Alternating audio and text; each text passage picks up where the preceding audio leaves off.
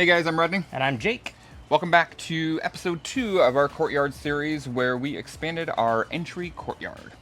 So if you watched many of our videos, you know that we're not a real big fan of how our front door has no decompression zone. As soon as you open it and walk right into basically the living room. We've tried a couple things to sort of create that decompression zone with like trying some color blocking, but ultimately we would love to build onto the front to create an actual like entry foyer. To avoid that building cost, one of our simple solutions was to extend our courtyard across our front door to create an entry decompression zone with plants and fence.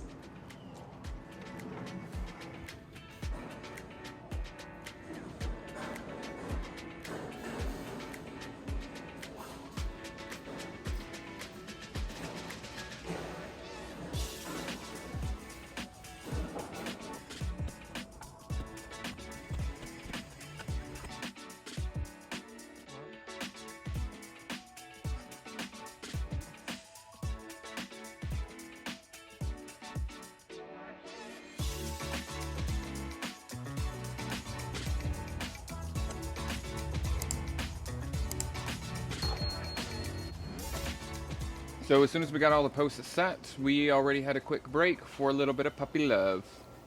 Rodney's cousin had just recently adopted a puppy. She was about 3 months old when he adopted her, but as you can see here, she is a big girl. She grew into quite a large dog.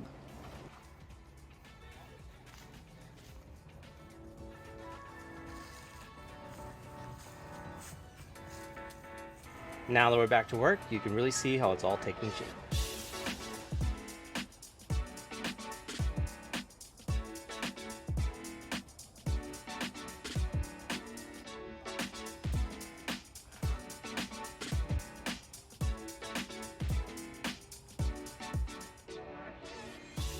So just like the initial part of the fence that was outside of the dining room, we wanted to keep that same pattern to give us some interest so it wasn't just a flat fence. So we're going to see the repeat of the 6-inch and the 4-inch on the top here, and then we staggered on the interior to create those same grooves on both the inside and the outside of the fence.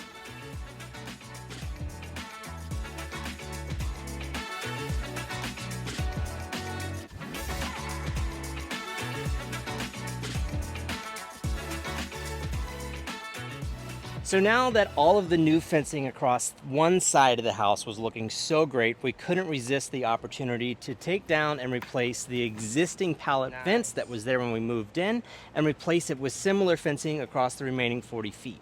We also at that time put in the first version of our gate. It's a double hinged gate that allowed us to get in and out of what would later become a carport area that you'll see in the next video.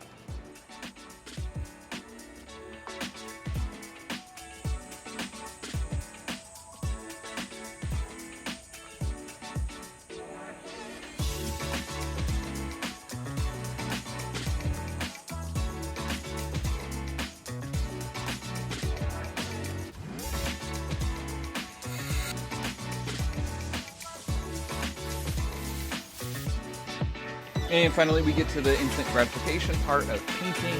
The new fence was all painted with the existing Ebony Fields color by Valspar, and we got a fun new tool, the Graco sprayer, which was battery powered by our 20-volt DeWalt battery, and it has worked great.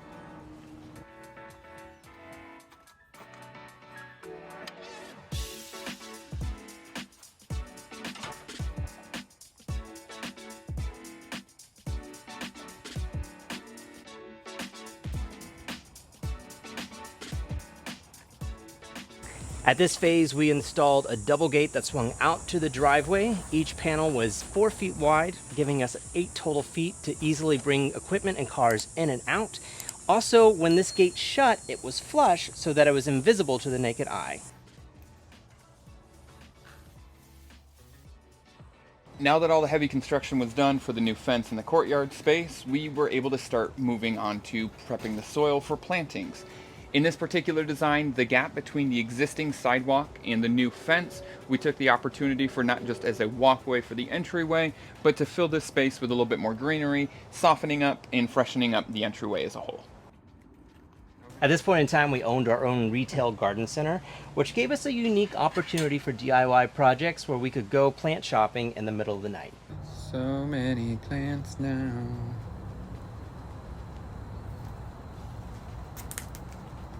And we got a fountain.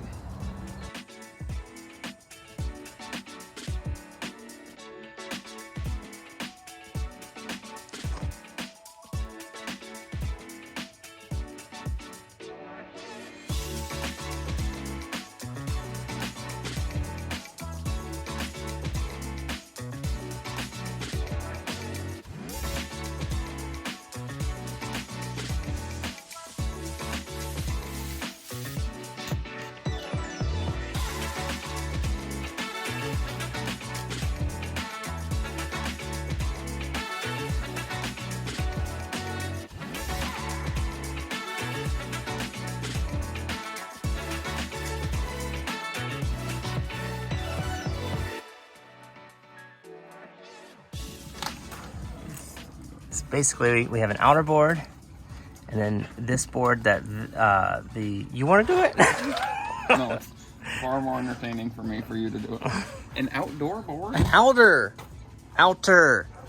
board.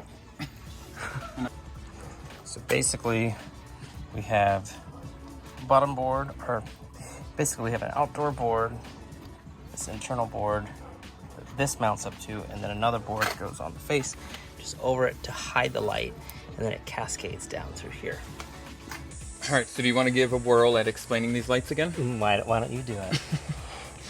So when we originally built the fence in creating this stagger, we wanted something a little bit more interesting, which is where the idea of leaving some of the gaps came from at the top and the bottom for the dogs and for us to be able to see out.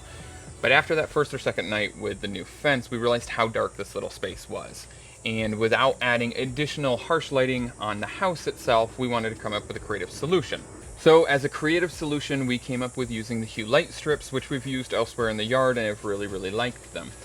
The benefit here was that the light strip itself was the same width as the 3/4 inch boards that we were using. So it gave us an opportunity to kind of tuck the light strip up so it's completely hidden during the day. It fits in line with the idea of the design and the staggered look of the fence itself, and you don't even know it's there until nighttime. Now, one of the things that we did is on the stagger, this outer board, or the board that you see on the outside of the fence, is then staggered with the exact same board on the inside to cover those gaps in strategic places.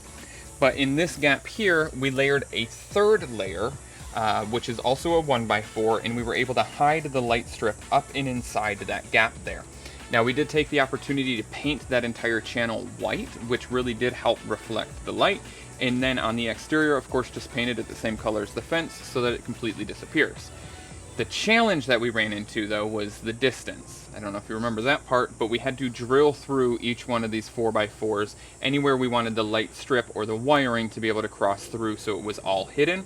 And then the only thing that's not hidden is just this small junction intersection, which is far enough away from both the door and the entry that you really don't see it. Usually it also hides behind the plants. Yes. Baby did a great job explaining that. Thank you.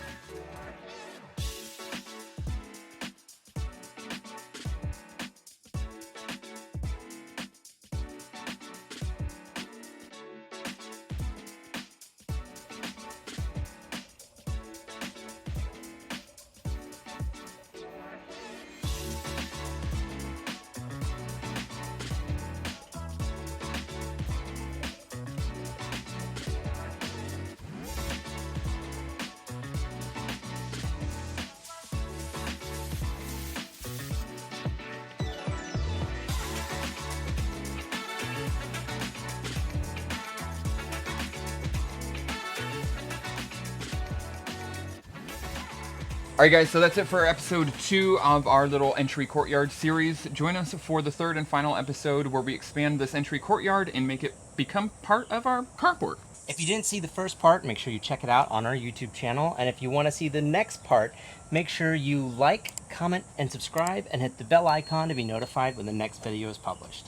Also, make sure you check us out on our other social media accounts. We are at Rodney and Jake on Instagram and TikTok, and our website, rodneyandjake.com, where we have blogs that go into some of these projects more in depth. And as always, we want to say thank you guys for following along, and big shout out to all of our members. We'll see you guys next time. Later.